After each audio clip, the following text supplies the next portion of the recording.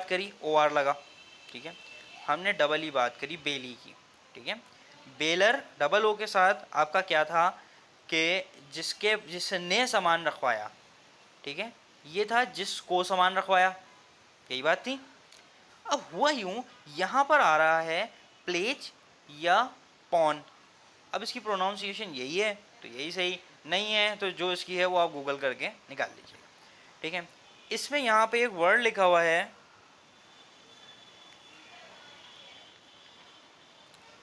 ठीक है, ये रखवाने वाला, ये रखने वाला। अच्छा क्यों रखवाई? 1 person transfer the possession of good, एक आदमी ने क्या किया, ट्रांसफर की पोजेशन गुड की to another person as a security for payment of debt performance, कि जो उसने उधार लिया है उस उधार को रखवाने के लिए, उसकी सिक्योरिटी के लिए रखवाया गया सामान जो है वो क्या कहलाएगा? प्लेज कहलाएगा। जब तक ये वर्ड सिक्योरिटी का नहीं है तब तक ये बेलमेंट है, जब तक ये वर्ड सिक्योरिटी का नहीं है तब तक बेलमेंट है। बाकी अगर सिक्योरिटी के लिए रखवाया है तो ये प्लेज कहलाएगा, ठीक है।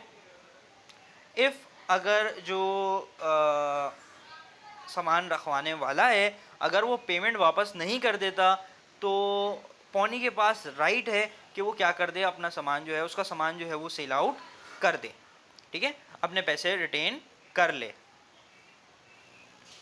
अच्छा यही इसके राइट आ गए कि right to retain the good pledge, कि अगर उसको जो एक्चुअल ओनर है वो उसको अगर पैसे ट्रांसफ़र नहीं करता तो उसके रखे हुए पोजेशन में जो भी उसका अमाउंट बनता है वो उसके हिसाब से उस सामान को बेचकर अपने पैसे जो है वो क्या कर सकता है? वसूल कर सकता है। अच्छा जी, नेक्स्ट है right to extraordinary expense. उस सामान को हमने पीछे भी पढ़ा है बेली में, ठीक है, उनके राइट्स में, कि इफ़ अगर नीडेड है, ज़रूरत है, तो हम क्या कर लेंगे, हम उस एक्स्ट्रा ऑर्डनरी जो गायें रखवाई थी या मुर्गियां रखवाई थी उसको रखने के लिए, पालने के लिए, जो गाड़ी रखवाई थी उसकी जो मेंटेनेंस का जो खर्चा है वो क्या किया जाएगा, वो जो रखवाने वाला सामान है, जो जिसने रखवाया है, बेलर कह लें या पॉनर कह लें, ठीक है, या प्लेजर कह लें, दोनों इन लोगों ने ही क्या करना है, इसे बेयर करना है। राइट टू पोनी या प्लेजी ऑन डिफ़ॉल्ट ऑफ ओनर, वही बात है कि अगर वो डिफ़ॉल्ट कर जाए तो वो या तो जो है वो क्या कर सकता है, फाइल अ सूट। देखें जब केस जो है बेसिकली जो हम पढ़ रहे हैं ना वो कमर्शियल लॉ है, ठीक है, क्रिमिनल लॉ हम नहीं पढ़ रहे हैं। क्रिमिनल लॉ में जो है ना वो केस फाइल होता है और जो है ना वो क्रिमिनल एक्टिविटीज़ में, जो कमर्शियल एक्टिविटीज़ और इस टाइप की एक्टिविटीज़ में होता है तो हम जो है उसे कहते हैं सूट। क्लियर है? आगे और जगह भी आएगा। मे हिमसेल्फ सेल, अच्छा नेक्स्ट पॉइंट आ रहा है इसके बाद, सूट कर सकते हैं या may himself sell the good after the reasonable notice. भाई ऐसा ना हो कि आप जो है वो इंतज़ार कर रहे हो कि यार ये एक दिन लेट करें मैं अगले दिन भेज दूँ, तो आप उसको एक रीजनेबल नोटिस सेंड कर दें कि भाई अगर तुमने नहीं दिया तो मैं तुम्हारा सामान जो है वो सेल आउट कर दूंगा। तो उसे एक रीजनेबल नोटिस भेजने के बाद आप क्या कर दें, उसका सामान जो है वो सेल आउट कर दें। Next we have right of pawnor या प्लेजर, जो उसके हुकूक हैं, ठीक है, इसके बेसिकली कम ही हुकूक हैं, ठीक है। अगर जो ऑन सेल का जो नोटिस है, जो कि जो अगर उसने पेमेंट नहीं करी है, अगर वो उसको नोटिस नहीं पहुंचाया गया प्लेजर को, ठीक है, वही बात लिखी है, पॉनर या प्लेजर को अगर उसका नोटिस नहीं पहुंचाया गया तो दोनों सिचुएशन में क्या होगा, वो एक सूट फाइल कर सकता है, ठीक है, केस फाइल कर सकता है। यहाँ लिखिए या तो वो केस फाइल कर देगा या जो डैमेजेस उस पर हुए हैं, जो नुकसान उसका हुआ है, वो उस नुकसान की भरपाई वसूल कर सकता है, ठीक है। तो आई होप कि यहाँ तक क्लियर होगा।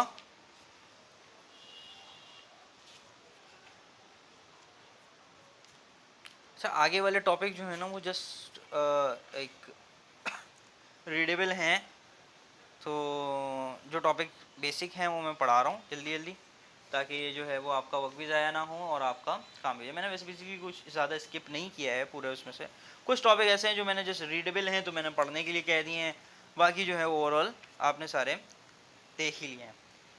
सो एजेंसी या एजेंट, ठीक है। एजेंट का काम होता है कि वो आप बेसिकली यहाँ पर जो है ना वो 3 लोग होते हैं, ठीक है।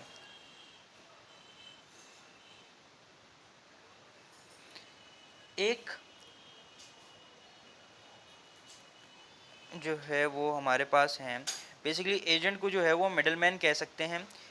स्टेट एजेंट हो गए, ये लोग हैं, बैंक हो गया, ये आपके क्या है, मिडलमैन है सारे, ठीक है।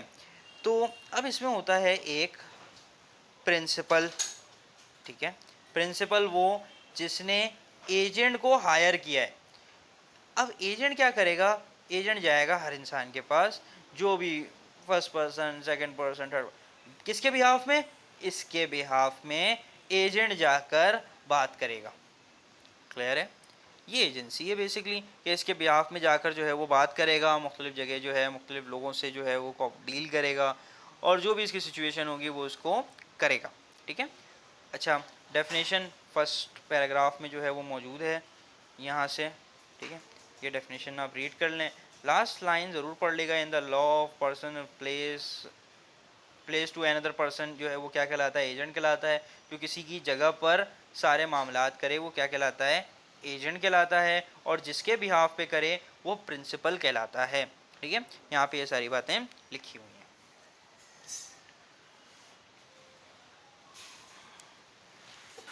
अच्छा जी, हम पढ़ने जा रहे हैं क्रिएशन ऑफ एजेंसी, कि कौन एजेंट बन जाता है और कौन एजेंट नहीं बनता है, ठीक है। हमने जितने कॉन्ट्रैक्ट पढ़े हैं सब में ही एक बात पढ़ी है, बाय वर्ड्स ऑफ माउथ या बाय रिटन डॉक्यूमेंट। दोनों सिचुएशन में क्या बन जाएगा, इंडिविजुअल जो है वो कॉन्ट्रैक्ट है ना। अच्छा, नीचे वाला आ रहा है बाय एम्प्लॉयड, अलग है, ठीक है, नीचे भी आ रहा है। अच्छा, एजेंट पहला आ रहा है बाय एक्सप्रेशन, एक्सप्रेस कर कर, ज़ाहिरी कर कर, लिख कर दिया गया है, या अपने अल्फाज से मुंह से जो है वो अल्फाज अदा किए गए हैं। तो दोनों सिचुएशन में क्या कहलाएगा, वो इंडिविजुअल जो है वो उसका एजेंट कहलाएगा कि हाँ भाई कॉन्ट्रैक्ट हो चुका है, मैं इसका एजेंट हूँ, ठीक है। ए जो है वो, ए का एजेंट पी है, फॉर नहीं मैं चेंज कर देता हूँ इसको, ए का एजेंट जो है वो मिस्टर ई है, ठीक है। ये कौन है, आपका प्रिंसिपल है, ये कौन है, आपका एजेंट है। क्लियर है। अच्छा जी, एम्प्लॉयड एजेंट, एम्प्लॉयड एजेंट क्या होता है भाई, कहा नहीं कि मैं क्या हूँ, आपका एजेंट हूँ, ठीक है। लेकिन मिस्टर सी के सामने हम कह रहे हैं ये मिस्टर ए हो गए, ये मिस्टर बी हो गए, ये मिस्टर जो है वो सी के सामने जो है ये जनाब खुद उड़ के चले जाते हैं कि भाई मैं इसके बिहाफ पे काम कर रहा हूँ, मुझे जो है वो आप ये बताएं, ठीक है, ये इन्फॉर्मेशन दें। सिचुएशन के तहत क्या बन जाए, उसका एजेंट बन जाए। फॉर एग्जाम्पल दे देते हैं ताकि ये बात समझ आ जाए। हम पहुँचे हुए हैं कहाँ, बलूचिस्तान के ज़रिए जो है ना हम लेकर आ रहे हैं एज अ ट्रक ड्राइवर, मैं किसी का सामान लेकर आ रहा हूँ, ठीक है। बारिश हुई, कराची और सिंध की तरफ आने वाले जो रास्ते हैं वो बंद हो गए, ठीक है भाई, नहीं जा सकते। अब वो टमाटर सड़ जाएंगे, एक दिन हो गया, बच गए, दूसरे दिन, तीसरे दिन मैं क्या करूँगा, मैं वो टमाटर निकालूंगा और बेचना शुरू कर दूंगा। भाई ले लो ले लो ले लो, जितने बेच सकूँगा क्या करूँगा, बेच दूंगा, ताकि क्या हो जाए, जो एजेंट है, जो बेसिकली प्रिंसिपल एजेंट है, प्रिंसिपल है, उसका नुकसान ना हो। उसने मुझसे तो नहीं कहा कि मैं जो हूँ वो ये करूँ, लेकिन मैंने ज़रूरत समझते हुए एज हिज एजेंट उसके जो है वो जगह पर मैंने क्या कर दिया, ये काम कर दिया। ऐसी सिचुएशन में जो है क्या कहलाऊँगा मैं, एम्प्लॉयड एजेंट कहलाऊँगा। फॉर एग्जांपल लड़ाई हो रही है, सेकंड एग्जांपल दे रहा हूँ, लड़ाई हो रही है, एक बंदा पिट रहा है, यार आपको याद आया यार तो मेरा जानने वाला है, मैं एक काम करता हूँ, इसको पीछे करता हूँ, खुद लड़ने लगता हूँ। उसको पीछे किया आपने प्रिंसिपल को, उसकी जगह आप खड़े हो गए, आओ मुकाबला करो।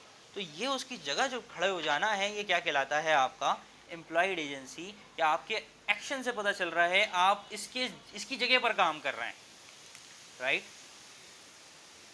Agency, number third point, agency bye estoppel, ठीक है।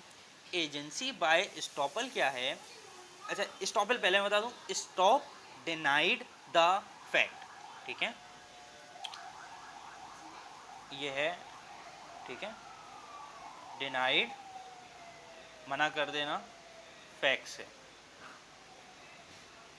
अच्छा ये ज़रा जो है ना वो, क्योंकि ये बार बार आएगा, ठीक है, तो मैं इसलिए जो है वो इसको थोड़ा तफसीली बता दूं ताकि जो है वो बार बार आपको परेशानी ना हो। बता दूंगा, मैं आगे भी बता दूंगा, लेकिन बहरहाल क्या है कि ज़्यादा बेहतर है कि एक बार अच्छे में समझ आ जाए।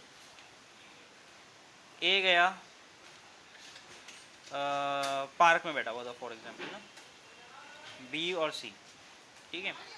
बी ने कहा सी को, वहीं पार्क में तीनों बैठे में, मैं ए का जो है वो एजेंट हूं। ए ने कुछ कहा ही नहीं, ए बैठा रहा क्या, चुप, बिल्कुल चुप, इसने मना नहीं किया, ना इसने कुछ कहा ना इसने कुछ सुना। इसने क्या किया, कंफ्यूज कर दिया थर्ड पार्टी को कि शायद हो भी। बी ने जो है वो ए के नाम पर जो है इससे 10 लाख रुपए लेकर गोली हो गया। अब डायरेक्ट कौन, ए जो है वो सी के पास पहुंच जाएगा, और सी जो है वो ए के पास पहुंच जाएगा। भाई जब मैं उस वक्त पूछ रहा था तब तुमने मना क्यों नहीं किया, तो मैं उस वक्त पूछ रहा था जब वो मुझे कह रहा था कि यार ये मेरा एजेंट है, तो आपने स्टॉप डिनाइंग द फैक्ट, इस सच को मना क्यों नहीं किया कि ऐसा नहीं है। तो जब आपने ऐसा नहीं किया तो अब जो नुकसान हुआ है मेरा, उसके आप जो हैं वो क्या हैं, जिम्मेदार हैं, तो आपने क्या करनी है, उसकी पेमेंट करनी है। आई होप कि ये आपको क्लियर होगा। एजेंसी बाय नेसेसिटी वही ले लें कि वो फल ख़राब हो रहे थे और आपने जो है ना वो मजबूरी के तहत जो है वो उसको बेचना शुरू कर दिया। वही पॉइंट है जो अभी मैंने ऊपर तफसीलन बताया है। एजेंसी बाय रेटिफिकेशन, ठीक है, रेटिफिकेशन इज़ के वही जो है वो बस वाली एग्जांपल लेते हैं कि ए बी सी ये एजेंट है जो क्या चला रहा है, ट्रक चला रहा है, ठीक है भाई, इसका टमाटर है, ये आवाम आदमी है, आवाम है, आम आदमी, ठीक है। जब पता चला कि टमाटर सड़ रहे हैं तो बी ने क्या करा, आवाम को टमाटर बेच दी, भाई बिक गए, ख़त्म हो गए, सारे बिक गए। 3 दिन 4 दिन बारिश वगैरह सब तुमने और रोड साइड होने के बाद जब बी जो है वो ए के पास पहुंचा तो बी ने बताया कि यार सर मैंने तो आपके सारे टमाटर इस दाम पे इतने के सारे बेच दिए, यहाँ लाता तो ख़राब हो जाते। तो ए ने कहा कि भाई ये तुमने जो है ना हमारा फ़ायदा कर दिया है, मैंने तो ये सोचा था कि टमाटर तो सड़ गए, मेरा तो नुकसान हो गया। किसने कहा, ए ने बी को कहा। एक्शन हो जाने के बाद उसके हिस्से का काम कर लेने के बाद बी ने ए के हिस्से का काम कर दिया उसके एजेंट के तौर पर। अब क्या हुआ, ए ने इस बात को क्या कर लिया, मान लिया कि हाँ ये मेरा एजेंट है, मैंने ही इसको कहा था कि बेच दो। क्लियर है। तो काम हो जाने के बाद इस बात को कहना कि हाँ ही इज़ माई एजेंट, तो क्या कहलाएगा वो, बाय रेटिफिकेशन कहलाएगा। आई होप कि यहाँ तक आप लोगों को ये पॉइंट सारे क्लियर होंगे। खैर सोचा मैंने यही था कि आज मैं इसको इसी वीडियो में ख़त्म कर दूंगा, लेकिन आई होप कि एक छोटी सी वीडियो जो है इसके लिए और लगेगी, तो इसके बाद जो पॉइंट्स हैं वो हम नेक्स्ट वीडियो में कवर अप करते हैं।